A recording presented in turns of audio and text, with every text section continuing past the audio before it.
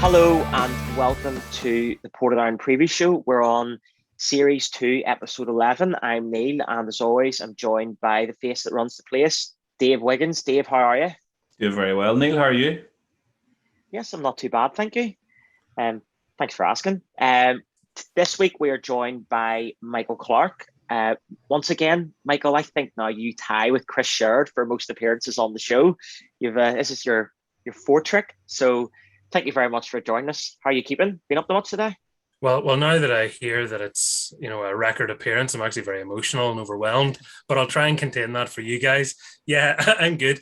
It's been a busy week with international duty and everything else, and a radio show tomorrow. But no, all good. That's what we like to hear. Do you know what? Before we kick on, I'd just like to say, don't forget to like and subscribe to We Are Ports TV YouTube channel. This will also be available on Spotify and Apple Podcasts. So check those out. I'll get that in now before I ultimately forget. So in the past week, a lot has happened at Portadown, and we'll get straight into it. Michael, I'm going to give you the floor first. Portadown hosted Linfield on Saturday. It was a 0-0 draw. You were commentating at it for BBC. What did you make of the game? I really enjoyed it. I think the only people that didn't enjoy the game were Linfield fans, and you can understand why. Simply because they didn't play as well as they would have expected themselves to, and because they didn't get the win that they were ultimately, I suppose they thought, well, we'll go to Shamrock Park, we'll win, we'll move on to the next one, and it didn't go their way. The things that stood out for me was, well, first of all, Paul Finnegan was incredible and, rightfully got man of the match and got a lot of praise afterwards. I know he's come in for a bit of flack recently, and it's not been easy for Portadown. They've had players out through injury, and Michael Ruddy suspended as well, so it was already a different look to the defence. So for him to win practically every header, every tackle, made Greg Hall's job in beside him an awful lot easier. I thought Greg Hall played very well too, and so did the fullbacks. And I tweeted about it afterwards because I thought, Paul Finnegan just deserves a bit of praise, a bit of love.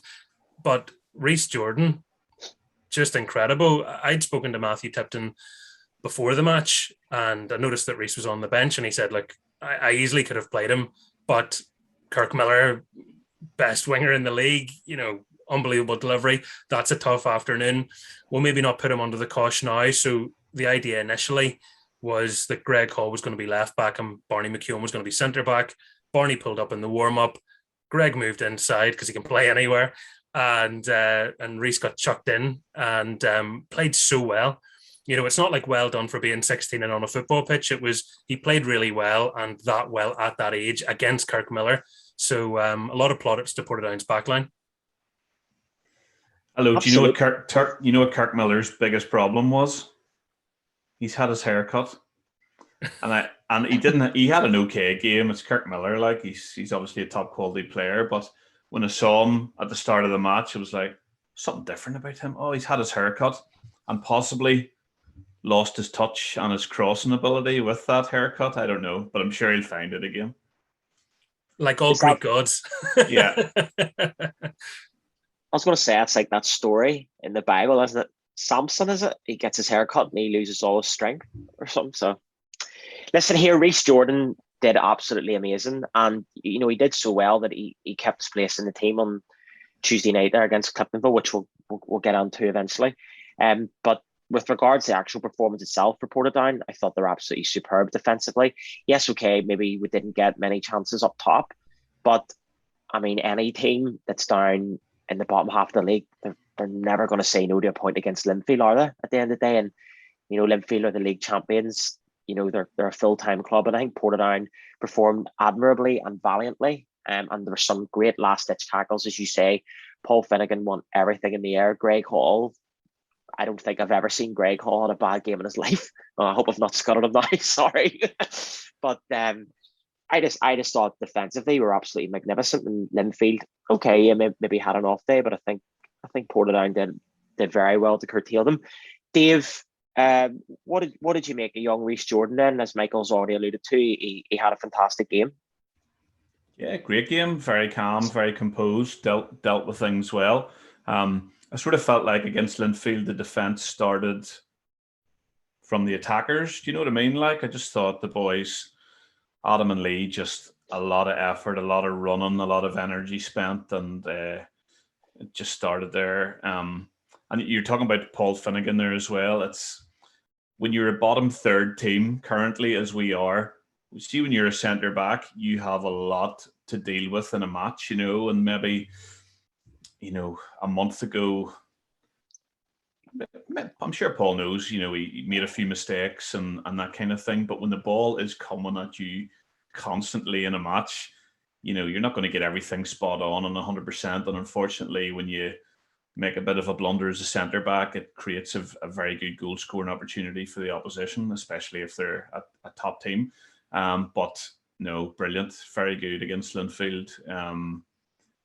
And when you just want someone who's going to get their head on everything and just get everything away from danger, and that's what he does. And Greg did brilliant beside him, and young Reese was excellent as well. I hadn't actually realised he was 16 because he's one of those players you see playing for the under-20s. And whenever I go and watch the odd under-20s match, on a Monday night in the rain and wind, but when you see some of those boys, you sort of think they're 18 or 19, but lots of them are 16, 17-year-olds, and of course Reese is 16. So it's unreal that he was playing, against Linfield and coped so well. And I don't, it was a surprise on that night. Probably not a surprise for people who watch him and train with him and coach him. But as a supporter, when you see a 16-year-old, sometimes when you're very young like that, it's easier to come on the wing or up front, and you'll come on for 20 minutes and run around and maybe have a nice touch and a bit of a shot. But when you're playing under pressure as a left back there he played the full match, didn't he? I think he played the full match. Yep. I mean, that's really, it wasn't his debut. I know he played the 90 minutes against Ballymena at the end of last season, and he did. The record books show he made a subs appearance against Dungannon, but I think was he on for a minute, if even that, late on. But he's a good young player, and I think it probably benefited him that he was thrown into the mix at the last minute. There wasn't too much time to overanalyze it or anything else. And I just want to make sure I don't forget to mention Jethro Barr, because the one time your defence was opened up was Jordan Stewart blitz through it, lightning pace that he has, one-on-one with the keeper, big touch to turn it onto the post. If that goes in, it could be a long old afternoon, because you had limited chances going forward. Let's be honest, it was an 11 defending very well and trying to exploit the odd time you would get forwards, and the game plan worked, and you got a good point. Yeah, it's really good you mentioned Jethro there, because sometimes when a goalkeeper's playing well, they don't necessarily get the credit. It's only when they're maybe having to bluff something or have a bit of a howler. But he has, he's moved countries. He's come to a country that he doesn't know very well. And I think he settled into our probably number one choice currently very, very well. And each match he's coming on, he's quick off his line. He's quick to smother a ball, like that opportunity Jordan Stewart had. But his distribution's excellent as well, out of his hands and with his foot. He's like, is it velocity? I don't know. The direction and the speed of his, out ball is super. It just like a low loop straight into the player's foot, and he's now very competitive with his assists as well. I've noticed that, because he got what everyone would consider an assist recently at the Oval, and then now it's like it was the pass before the pass that led to the goal, and he was quickly tweeting the rules and going, still an assist, guys, which I really like, that level of pedantry. Yes, and when he did make that save off Jordan Stewart, where he blocked it onto the post, a couple of seconds later, as the camera moves on, he's up celebrating it, like, and why not? Why not? Yeah, but listen, 0-0 at home against Linfield. It wasn't unexpected, I don't think. Yes, Linfield will have come down the road thinking with a good chance of going home with 3 points, and I noticed their manager was a wee bit peeved coming off the pitch, as you would be, because inevitably you've dropped 2 points, haven't you? Mm-hmm. And but like we always say, when Linfield come and some of these top teams, we do play quite well. And if you get the luck of the draw, you either keep a clean sheet or you maybe score a goal or two. We didn't score against Linfield, but we managed to hold them out for 90 minutes. Now, they did miss some opportunities. I think their forwards probably had not a full, ball at feet and running at you. It's dangerous, but they just didn't take their chances when they came along. And I think in the second half, Michael, I don't know if you keep these kind of stats or but it must have been about 15 corners in about 20 minutes. There was an awful lot of defending to be done. And that's why, the centre backs deserve a lot of praise, because they were winning so many of those aerial balls, and the odd time they dropped, Manzinga was wasteful. Other players weren't sharp. Yeah. They weren't just as sharp as you would expect, because they're such good players. You think every time they get the ball, they're going to take the perfect touch or make the right decision, and you forget they're human and they're allowed off days, and they certainly had an off day, but that is in part down to the performance that they were met with. And what's encouraging, I think, from a Portadown perspective, is the amount of games you've had against, inverted commas, big teams where you've played well and lost by a goal. Here's a game where you played well and you've taken something from it, and that's something that obviously you need to try and do more of. Neil, my battery's about to die. I'm just going to get the charger. We can cut this wee bit out. I think we should just keep it in, and me and Michael will keep the conversation going. 2 out of 3 pros. No, we'll keep this in. Michael, with regards to Linfield, like, you'll have seen them more this season than we will have. Obviously, they'll be massively disappointed they didn't get the win on Saturday there. Will there be a reaction from that game? Yeah, I would think so. I mean, Linfield would have said that the reaction should have then come against Ballymena, and they got knocked out of the cup. So it's been a difficult few days for David Healy and his players, but there'll be no panic stations here.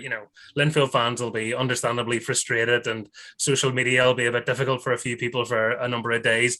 And then come the end of the season, they'll still be there or thereabouts.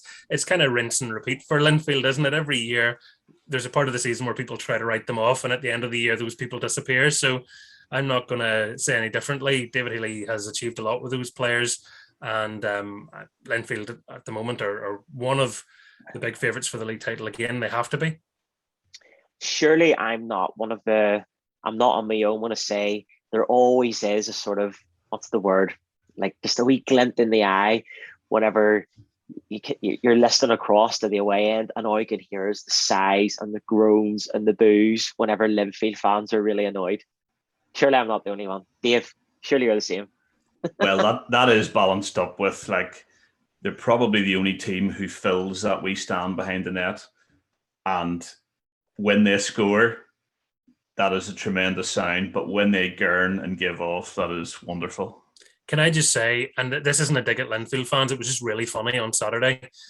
Some of them got fed up and tried to leave early, and the Portadown fans copped this and started singing cheerio, cheerio, cheerio. And then there was about 20 or 30 guys just styling it out, standing down at the bottom, just being like, no, I wanted to move over here. And they didn't leave them because they were sort of embarrassed. And it was just as a neutral watching on, I found that little passage of time quite amusing. Michael, you're not a neutral. Portadown's your second team. Like, come on. Do you know what? Here, Portadown actually played that well that Kirsty actually sent me a patronising message saying, congratulations, I expect you to get your pants pulled down today. So there's actually a funny story with Kirsty. So does it relate to having your pants pulled down? So the other week, whenever we were away on holiday, the signal on my phone was really poor. So I downloaded flash scores onto Kirsty's phone, and we got beat by Ballymena that weekend. And but flash score is still on Kirsty's phone, so she gets the notifications whenever Portadown are playing. And she says she keeps it on for comedy factor. So last week when we were at Solitude and we're standing at the back of the stand, the goals are flying in, and then I got a screenshot message from Kirsty of Portadown Cliftonville, and she's just like, use her shit. Excuse my language. It's the 4-0. And she was like, I'm keeping this just for future reference because this is hilarious every weekend, just seeing you come home and angry and stuff. And when you went home, were you like, listen, Kirsty, they're top of the league, they're playing at home, they're on their own 3G pitch. It's very difficult when you go down there. Neil's giving like a manager's post-match interview, breaking it down, whilst his son just looks there going like, Dad, no. So on Saturday, she actually sent a screenshot of the Portadown 0, Linfield 0, and was like, "Here, that's actually a really good result." Because, like I said, I thought you were going to have your pants pulled down today. So I was like, "Oh, thank you very much, Kirsty. That's very thoughtful of you." Like, so I'll give her a wee shout out tonight. I'm surprised she hasn't stuck her head in yet, because the other week when I was doing this for Chris Sherrod, she was sneaking in through the door and had on a notepad Portadown our shit. Just Well, So there you her- go. She's booked her slot at the after dinner speech, hasn't she, at the end of the season awards now? Neil, see, to be honest, I think you need to ask some questions about your relationship. Like, you know, I've been married 15 years and my wife's very sympathetic when Portadown get beaten, like, very sympathetic.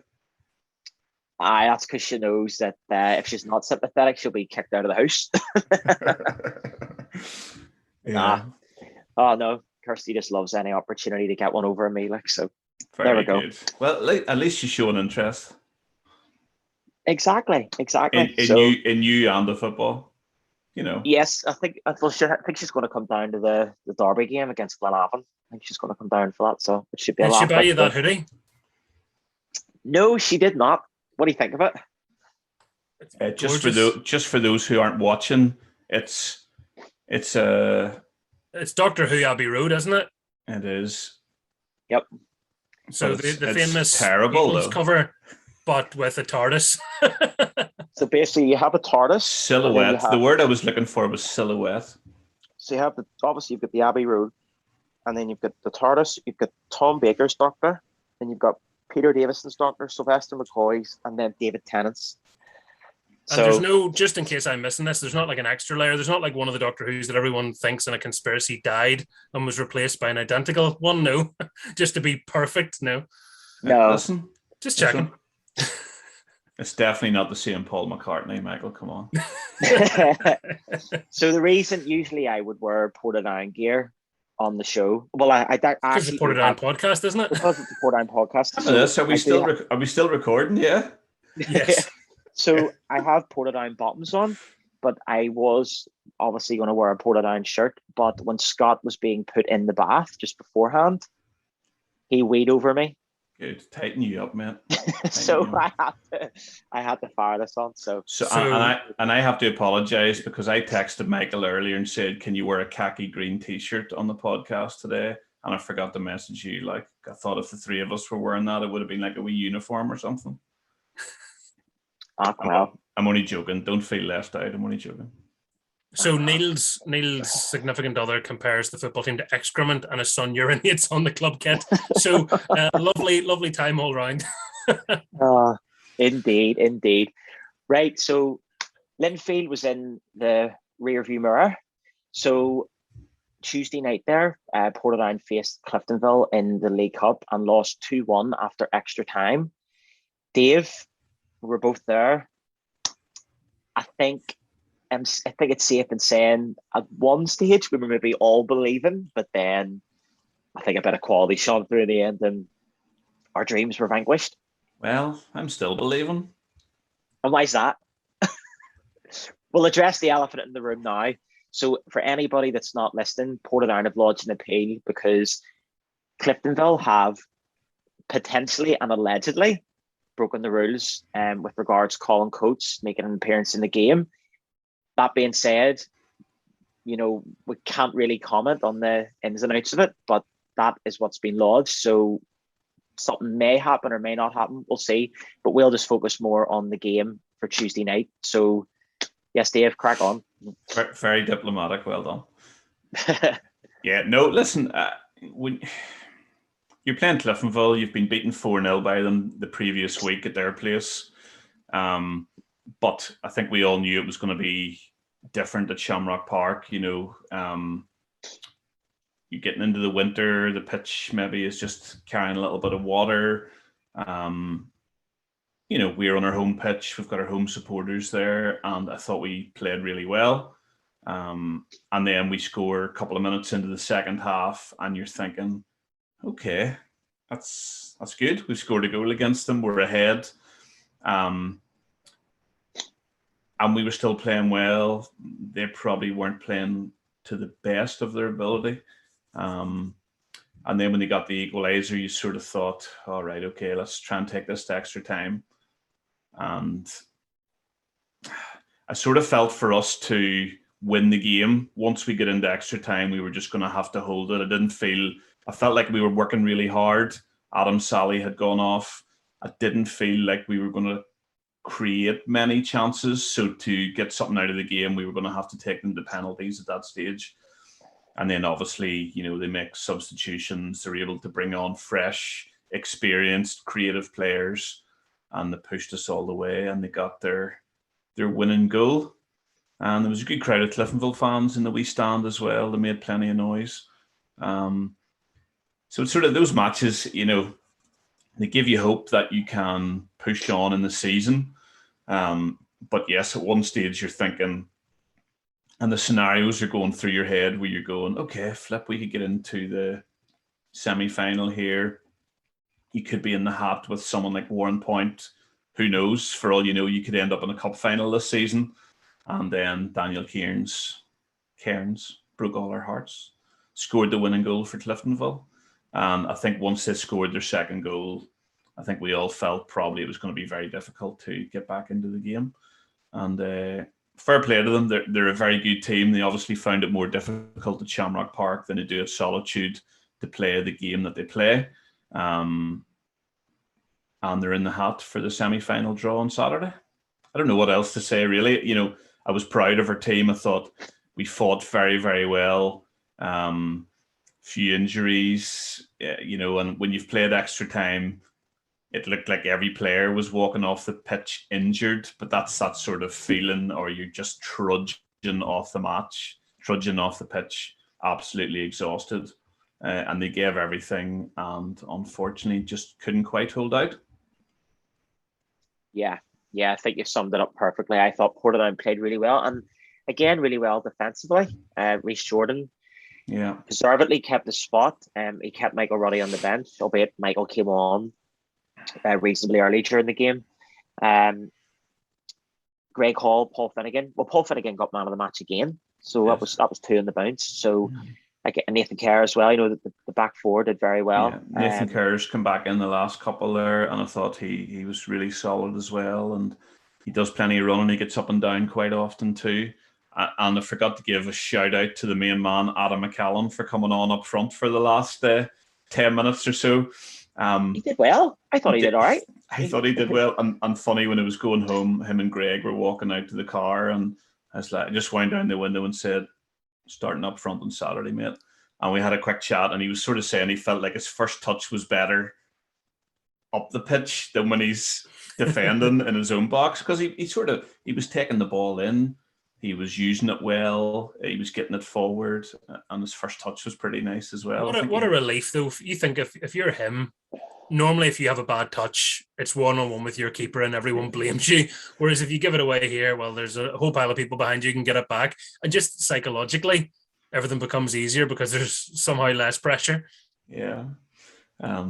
So as disappointing as it was to get knocked out of the cup, we're proud of our team. We're proud of all the players, and the manager and the coaches set them up well and had them well drilled for the match. And I think Cliftonville will be very relieved to be in the semi-final. Yeah. Michael, so at the minute anyway, you have Ballymena, Coleraine, Cliftonville and Warren Point. I'm not going to put your head on the block here, but if you were a betting man, so to speak, who would be the favourites to win that competition now? Coleraine. Okay. Defending champions as well. Yeah, I think so. That the holders were in Carney. They've won at the last 2 opportunities, haven't they? I know we missed one season, but they're up for it again. They proved it against Glentoran. Now Glentoran have an abysmal record against the top half of the table, which is quite strange when you look at it laid out. Their last 7 games, they haven't won any of them across all competitions. They've actually lost 5 of them. So not great reading for Glentoran, and obviously something that they'll need to address. But Coleraine in great form, barely conceding any goals. And considering that, you look at Coleraine, and over the last couple of seasons, you'd probably say Aaron Canning, one of the best defenders in the league. They had, made their mind up that they were moving him on with a loan deal to Dungannon Swifts.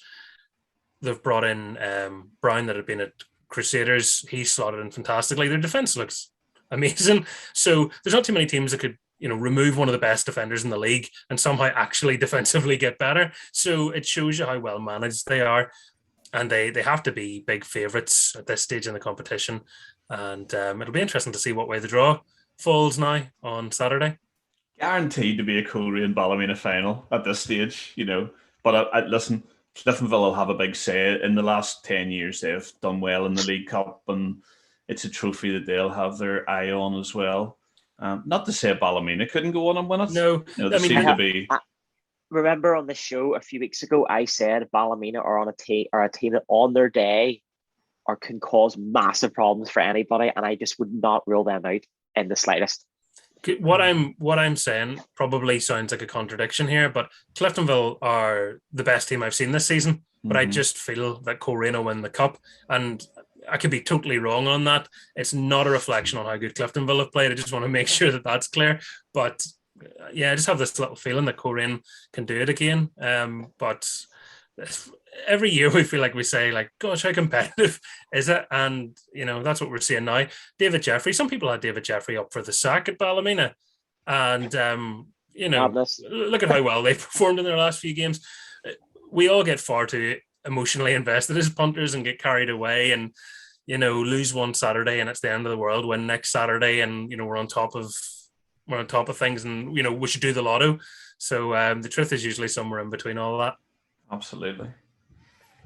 Well, here, saying that Michael, you've tipped Coleraine to win the League Cup now. Yeah. And you were talking about certain players there that have, starred for them thus far. So each week on the show, we are now doing a weekly feature. And this week's feature is going to be a player that if you had an unlimited budget in Irish League terms, aka Larne, you could sign anybody you want. And we're going to list here who we would sign from each club. So Dave, you're going to go first with Ballymena. Mm-hmm. And then we will go vice versa. Michael, you can give your opinions then on each player, because I don't want to put words in your mouth and be like, oh, I'd sign such and such for this club and all. Do you know what I mean? So this is just a bit of fun. We're not expecting any of these players to suddenly be through the door at Shamrock Park. So Dave, up first, we're going alphabetical order. So you're Ballymena United. Who, if you had an unlimited checkbook, who would you sign for Ballymena United and why? I'm not sure you'd need an unlimited checkbook to sign this player, but I'm going to go for Keelan Loughrane. Yeah, I'm not going on ability. I'm going purely on selfish reasons. If he played for us, we wouldn't get booked as often. How about that? Fair enough. Listen, I'm not being disrespectful to Keelan. I think he's a quality player. He's big and strong. He does his job well, but I'm going for that. We wouldn't get booked as often if he was one of our players. So there you go. But then we might end up getting our own players sent off, like with him getting sent off. You know what I mean? I don't know.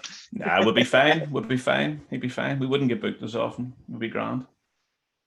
No, listen. If it was to pick a Ballymena player, I like Ryan Wade as well. I think he's a nice young forward, and there's stuff to come from him.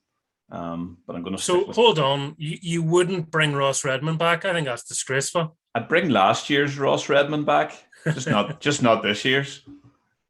Poor Ross. No, I'm not. Listen, Ross, all good, but I'm going to stick with Keelan Loughrane. Okay, well, you mentioned two players there that have previously played for Carrick, so that's who I'm going to talk about now. So the player I would sign from Carrick Rangers would be Steward Nixon. He has done fantastically well since he's came back from Coleraine. He had a great stint at Carrick a couple of years ago, and he's added great width and stuff to them as well.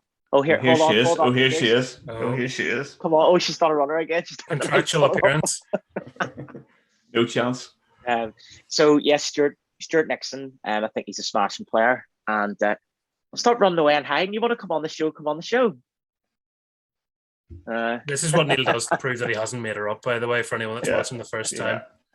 No, I've seen her on Instagram the odd time. No, it's actually my mum pushing the door back and forth for me to make it look like I have a girlfriend stuff. In fact, it's like the scene of Home Alone. There's just cardboard cutouts and pulleys. So yes, I would go Steward Nixon. I think he's added width to Carrick, and he's very direct as well. So yeah, fantastic player. Hopefully he doesn't score against us on Saturday. And who doesn't love a long throw just for like a wee extra thing that he can do? Yeah. Hello, Portadown have rediscovered their long throws in the last couple of weeks. Love that. Love a long throw.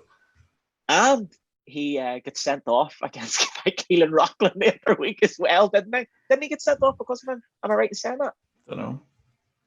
Michael, am I right? I can't remember. It does ring a bell. I think you're right. Dave, you can Google that. I'm just going to say my point stands. My point stands then. Yeah. So there you go. So Dave, next for you is Cliftonville. Listen, there's Cliftonville packed full of good players. You know, Currans and Johnny Addis has added a lot to their team this season as well defensively. But you can't go past Joe Gormley. You'd be an absolute idiot if you had unlimited money. And I think Cliftonville must have had unlimited money when they signed him, re-signed him. But Joe Gormley, guaranteed goals every match, every week. I think even when I don't know how many he scored last season, which was kind of a quieter season for him, but this year he's going again, and he's even scoring goals that are 3 yards offside and they're being given. So I don't know how he's getting away with it. So Joe Gormley, there you are. Yeah, he's absolutely lethal, isn't he, Michael?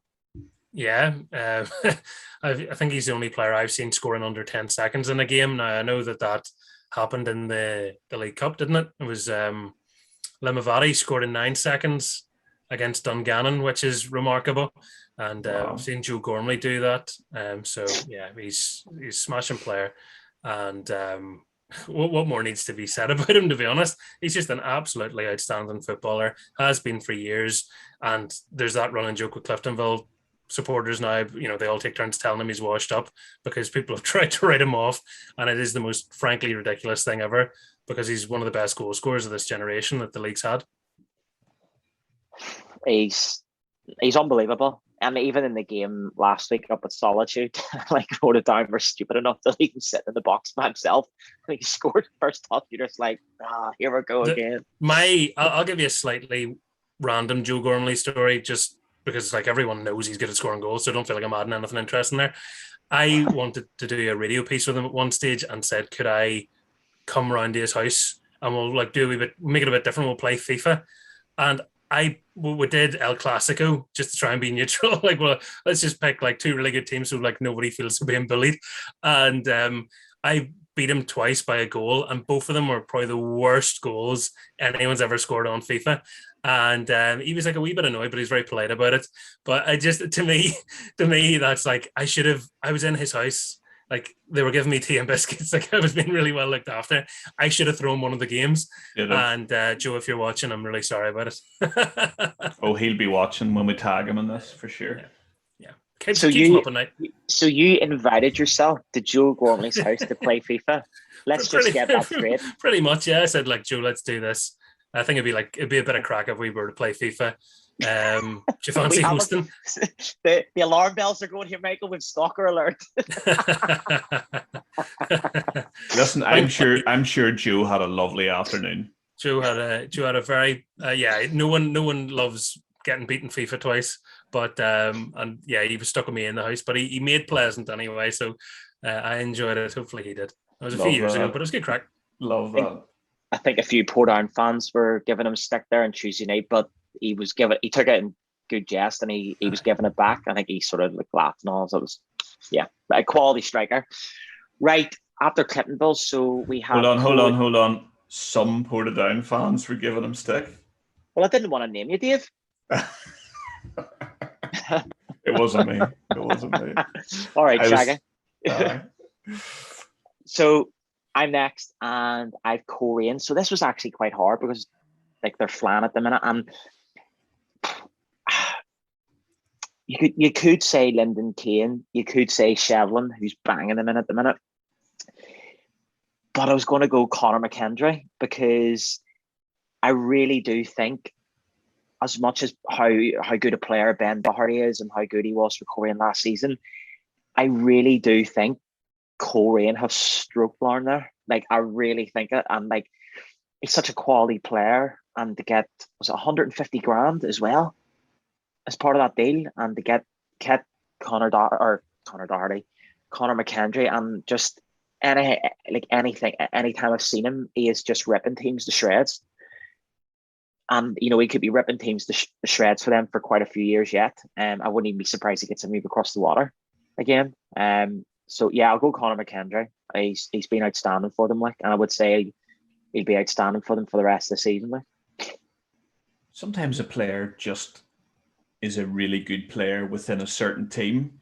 Mm-hmm. And now, listen, you don't lose your ability overnight, but when you move team as well, it probably takes you time to settle in and just find your footing within that team as well. But McKendry's come into Coleraine and done very well, very well. He was very sharp against us at the showgrounds. He was a constant threat, Yeah. Michael? Yeah, plenty of good picks. I mean, Dave, do you do the fantasy football? I know Neil has been involved in it. I have no time for that kind of thing. No. I like to live in the real world. No, well, you see, he's on the forums, but he doesn't do the fantasy football. Well, pick your poison, as it were. But I stay clear of forums. Matthew Shavlin was my preseason pick to be one of the best forwards this season in terms of goal return. And I think a few people thought it's a bit of a left field one, but I'd seen enough of him last season to believe that he was going to do really well and backed it by putting him in my team.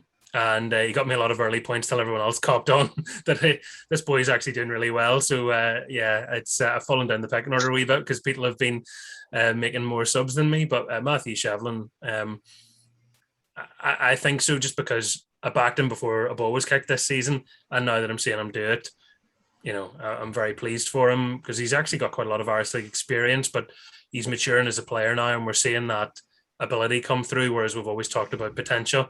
So he's on the right path. And when you mentioned Lyndon Kane, for me, Lyndon Kane is a freak because you think of the serious injuries he's had and how good of a player he still is. And if someone said to you now, a club from across the water sniffing around Lyndon Kane, you would not be surprised. And normally injuries, we call them setbacks, don't we, in careers? How can he still be at the level he's at with so many serious injuries? Fantastic player, great character, and one of, if not the best, right back in the league. Yeah. He's Coleraine through and through, isn't he, as well? Which Coleraine fans love. I also have Matthew Shavlin in my fantasy team, Michael. Now, everybody does now, Neil, but it's who had him first. Yeah, funny, just when you're talking there about the fantasy football and Coleraine, and friend of the show, Stephen Crawford, you've already mentioned him earlier. I'm pretty sure he's on the same points as me, or was. We're very close, albeit I noticed I'm not far off you now. I was very close. You've slowly went down. There was a couple of weeks where I wasn't paying attention, and it quickly shows. My fantasy football form for my entire life is uber competitive for the first few weeks. Forget about it, self-flagellation, and then I either turn a corner and try and go again, or I just completely sack it by Christmas, and the jury's still out. At the moment, I'm still trying. There's one fella that is miles ahead of everybody else. He's he's first, and then there's, I think, seconds, 80 points behind him or something. It's still early, but I can tell you want to meet this person to make sure they're real. But it'll be interesting to see how it ends up at the end of the season. Alex Gaughan, since we're talking, we'll be talking about you playing Carrick in a minute. Alex Gaughan's obviously at Carrick, and he has been at Coleraine. Alex Gaughan is probably the best Irish League player on it, as far as I'm aware. He's doing very, very well. Yeah, I've noticed that. Yes, well, fingers crossed. He paid me to say that, so there you go. That's me. You see, anytime anybody mentions Alex Gaughan, I'm thinking of all the puns in my head, but I couldn't be bothered right now. Listen, right, Crusaders for me then, Neil. Yes. I'm going to go for Ben Kennedy. I really like him. I think he's just a great player. Nephew of cult hero at Portadown, Peter Kennedy, and I just think he's a great sort of attacking midfielder. That's his position, isn't it? Attacking midfielder kind of thing. He just seems to, when he gets on the ball, something's going to happen. He drives forward. He's got a decent shot on him as well. So Ben Kennedy, unlimited budget. I'd have you, son. He's also my fantasy team. Yeah, that's another no-brainer pick, isn't it? It's a great player, and Crusaders have lots of them you could choose from. Like Billy Joe Burns is just a Rolls Royce of a defender, and who wouldn't want him in their team? Yeah, you could run through a whole pile of players, to be honest. Decky Cadell's up there for me too. Like Cadell is like, I mean, he hate his guts, like, but if he was playing for my team, he would be class, wouldn't he? I think that's the best compliment you can give him. Yeah, of course. That you hate his guts. I think that's every team wants a player that just would die on the pitch for them. Absolutely. And Declan Cadell's that guy. Yep, 100%. I'm trying to. Oh yes, I was trying to stick in the head. Who's next? I just realized the alphabet D. Yeah, I was thinking there. I was like, I was thinking, yeah. So Dungannon. You take D then. It has to be Ryan Mace, doesn't it? Really, he's a key player for Dungannon, and he scored against us. He scored a brace against Carrick as well, and but it's quite obvious who their star man is there. So yeah, Ryan Mace. I don't think anybody would really disagree with me on that one, would you? I like Oisin Smith. Yeah, he's good. Yeah. As well, yeah. They've got some good young players there. I think the next couple of years would be interesting to see whether they're still in the Dungannon lineup or whether some of the players have moved on, because Dean Shields has identified these players and they're raw at the moment. So, will they progress into very strong Irish League players? Will some of them move on further? Time will tell, and like some McGinty and stuff as well. You could go through that team and say there's actually some good players in there. They've got the makings of a good team, but they're still trying to build. I don't think that's unfair to Dungannon to say that. But yeah, I mean, Ryan Mays is an established player within the side, so yeah, it's a solid pick. Listen, Dungannon is one of those clubs where they just seem to bring through excellent young player after excellent young player, and if they actually make it to Dungannon's first team, it's almost like, usually they go across the water before they end up in Dungannon's first team. Do you know what I mean? Like Michael Forbes is a good example of that, isn't he? Because no one had really heard of him. Next thing he signed for West Ham, and they do that so frequently. Yeah. So, but they do this. I'm trying to think of a couple of their names, but there's a couple of lads there, especially like wing backs and stuff, young lads they seem to be able to produce them locally, and there's a big catchment area in County Tyrone there as well, obviously, and they were probably first on the ball with youth academy and stuff like that with Joe McAree and everything. So, yeah. This team's already got a lot of midfielders. I hope that this isn't the starting 11, is it? That's true. All out attack. Are we back to me now? Yeah. Okay, Glenavon then? Wouldn't have any of them. Only joking. But you know what I You did? literally stole my joke for Glentoran. Thank you very much. No, do you know? I actually come back. Get Kirsty, and we need some insight. I know. We I actually went on the Glenavon website just to scroll down through their squad list, and some good players there. They're obviously not as strong this season as previous seasons, I don't think. But you scroll all the way down to player number 40, Mr. Gary Hamilton. There he is on the squad for this year. So I'm going to take Gary Hamilton back. Come back. All's forgiven, Gary. And the reason would be he wouldn't cost very much money, and he would just come on. Say you're 1-0 up away to Warren Point. He would just come on for the last 5 minutes and dick about and try and get fouled and have a bit of a laugh. So, Gary Hamilton, come back, all's forgiven. He's you know what? Like, I have no doubt he still has it. Like, of course he does. Doesn't have the legs anymore, but he's one of the best players I've ever seen play. Yeah. Anyway, I'm only joking. I wouldn't have any of them. Okay. Well, I'm sure you would turn down Ward, Hockey, Stafford, Snoddy, Garrett coming back. All right.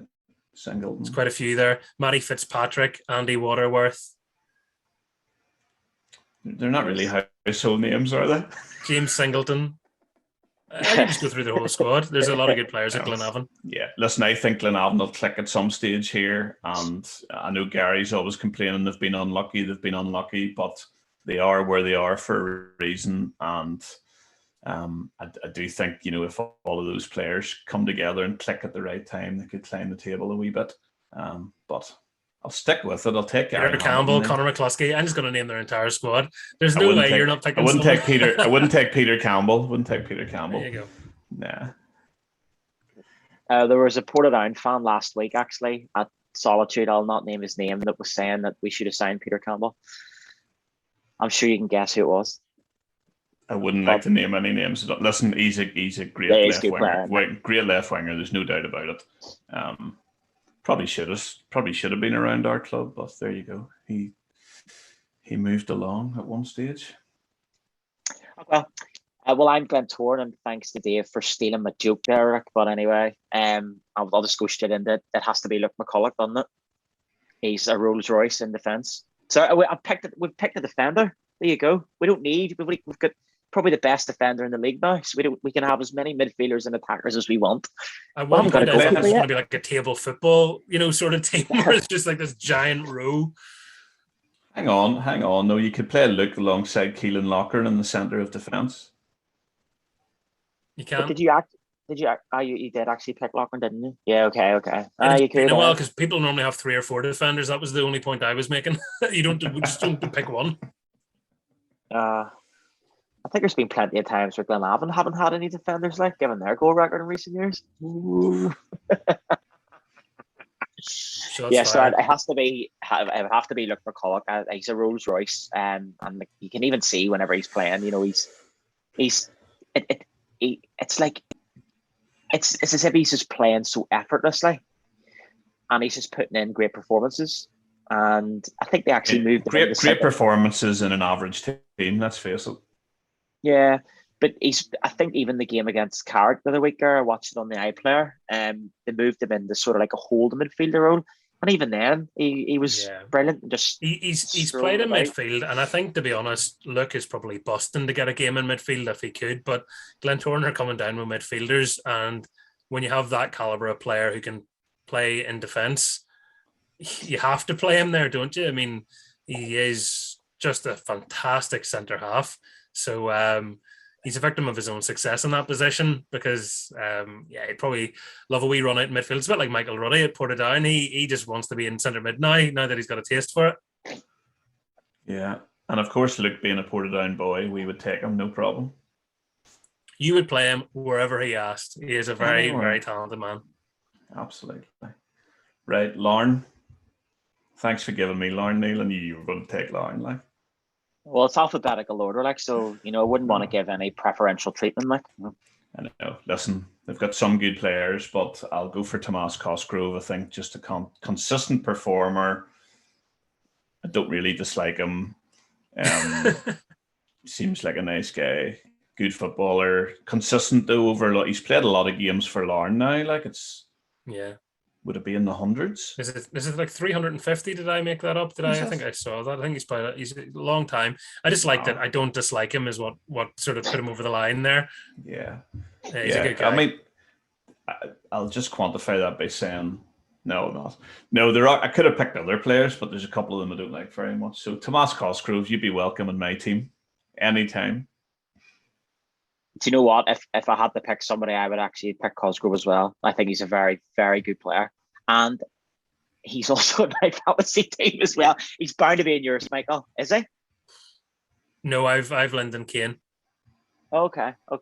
Now with Thomas Cosgrove, I would pick him as well, Dave, to be fair. I would. That's who I would have went for. So there you go. You see my Larne fantasy football. I'll just why not just share this here? It's just completely random.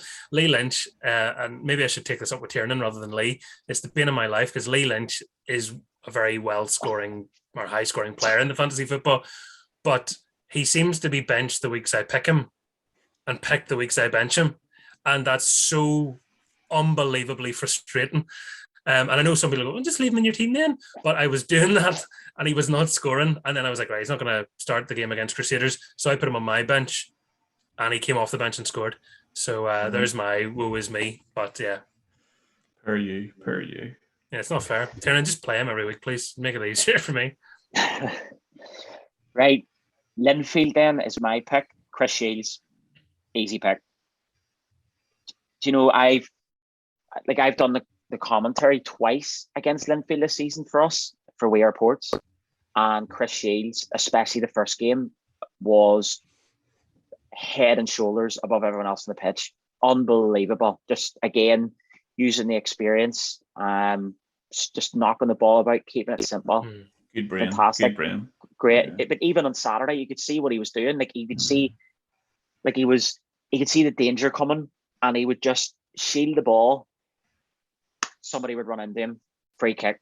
And Brian Gartland, who was doing the commentary with me, like he obviously played with Chris Shields, at Dundalk, and knows him very well. And he was just saying, he goes, using his experience, and he was just outstanding. So Chris Shields for me is just, yeah, you're obviously a quality player if you're playing in the Europa League group stages, like whenever you're at the level of playing for Dundalk, like, and especially when you're playing against Arsenal.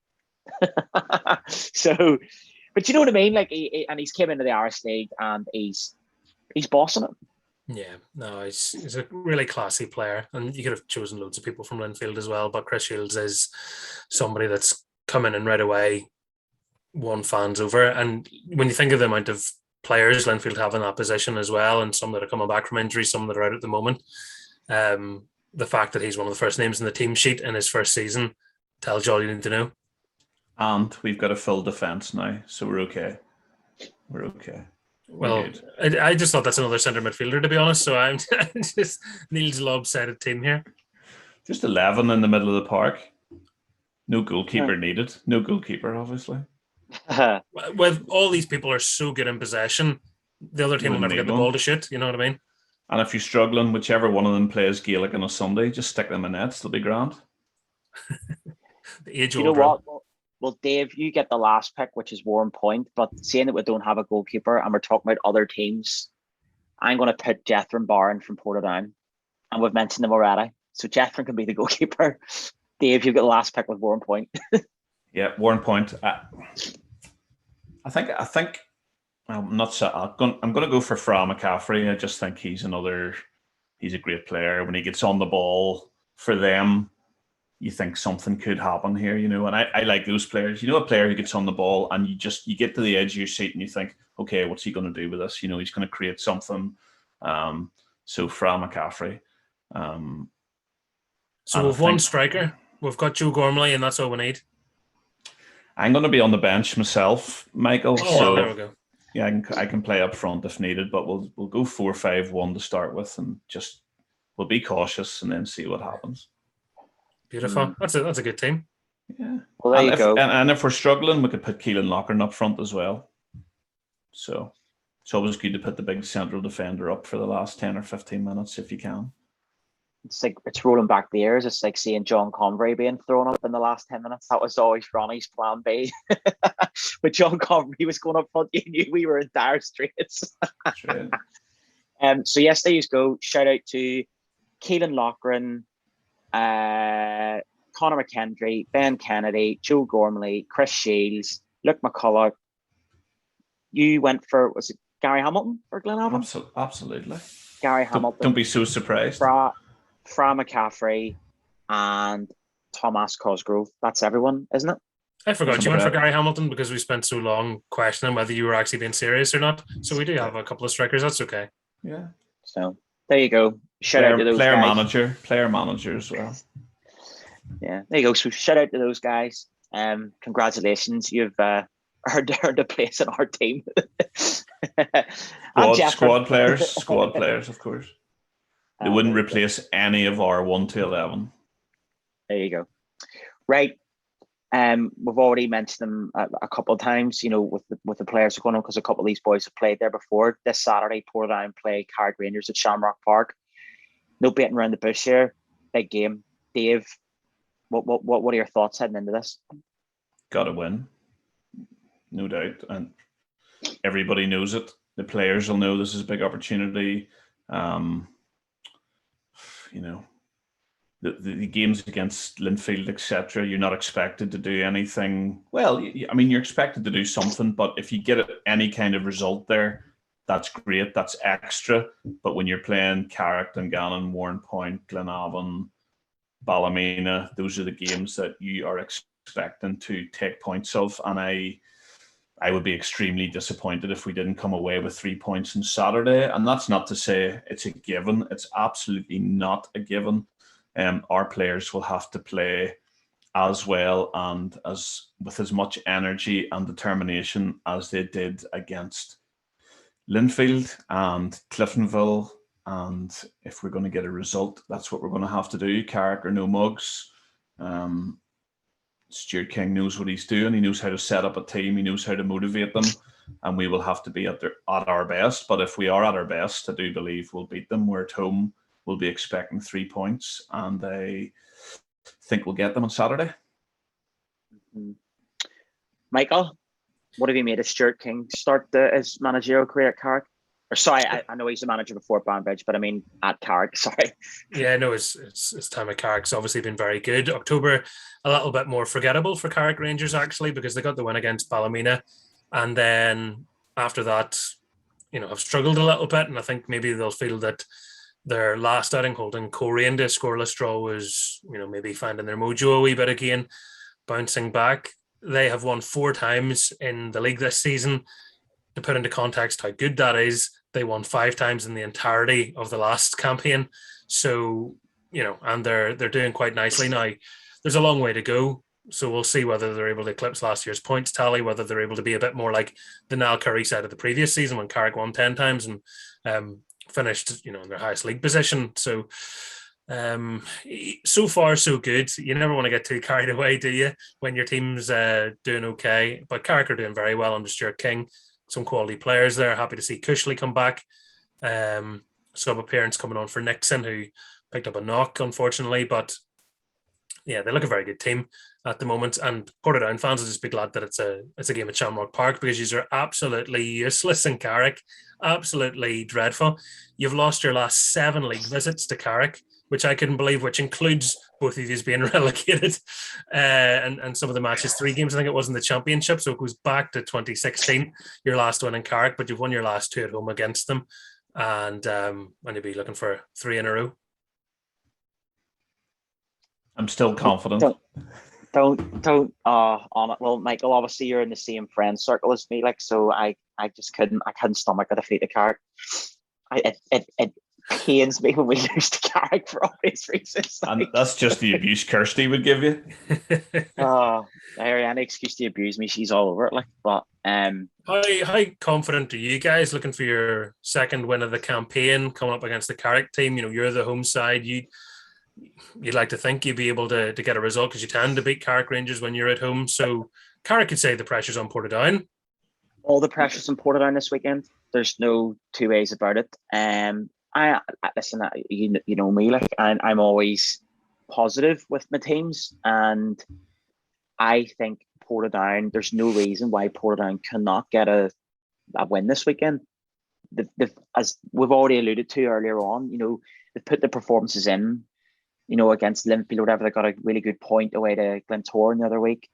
I know there's been a couple of games where they're in the cups or in the league. They've ran Cliftonville close, they've ran Larne close, narrowly beat by Linfield at the start of the season.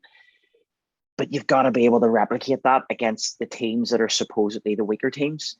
And no disrespect to Carrick, they are in. They're obviously not as strong a team as the likes of Linfield or Larne or Cliftonville or whatever. So Portadown have to replicate that. And yes, they'll have a great chance. I actually thought the game at Taylor's Avenue a couple of months ago, I thought we were actually the better team in the first half especially. And then one moment of madness and we conceded a penalty. And then Carrick, because now they have a lot of more experienced players, used that experience and got the win. It got them over the line.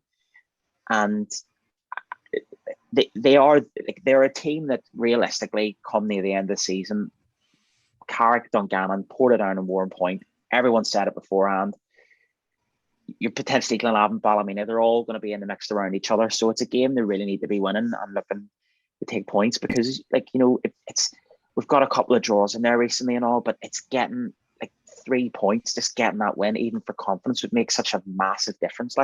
No, we're going to Europe. I'm looking forward to Steward King taking the Amber Army to Europe. We'll go one better, Lauren.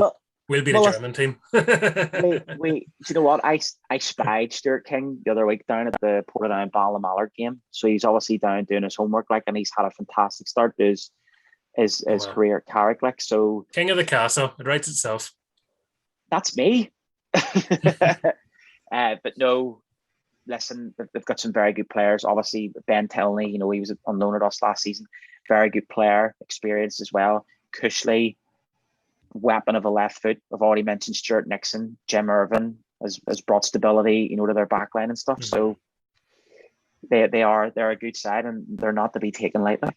Yeah, and I'm a big fan of Lloyd Anderson as well. I think there's a player that's really shown in the last year or two what he can do. Important player for Carrick Rangers. So it'll be interesting to see how it goes. Like Carrick, 8 points better off, played a game less as well. So you don't want to be 11 points behind Carrick Rangers.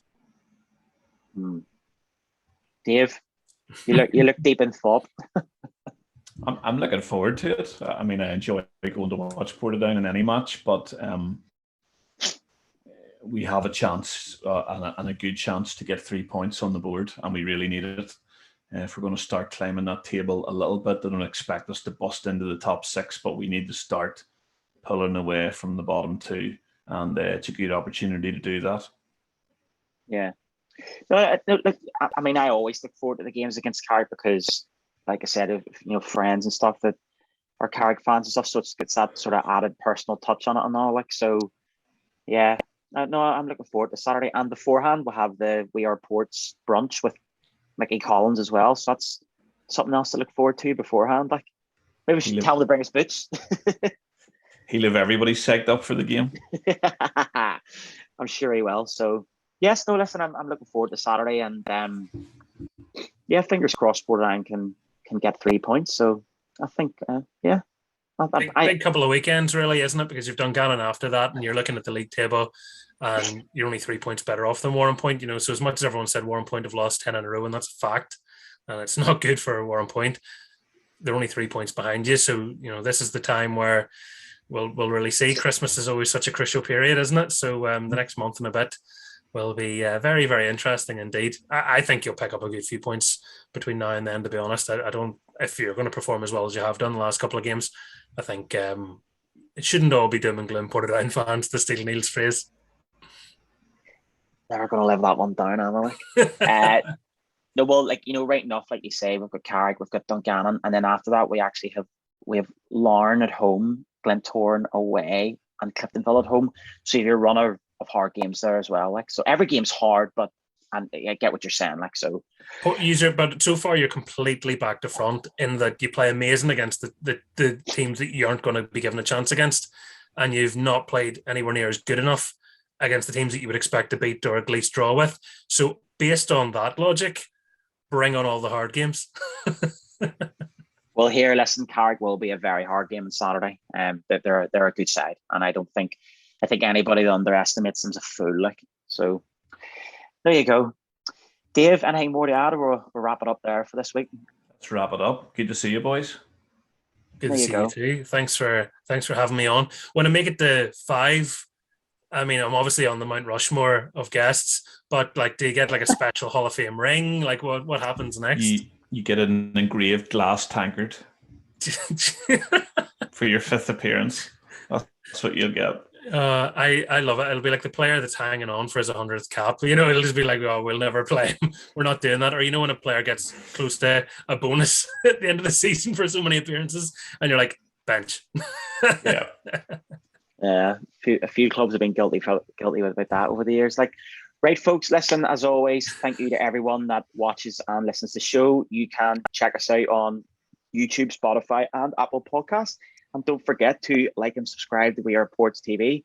Dave, thank you as always. Michael, it's been an absolute blast. Fingers crossed for 3 points on Saturday, and we shall see you all at Shamrock Park. Goodbye.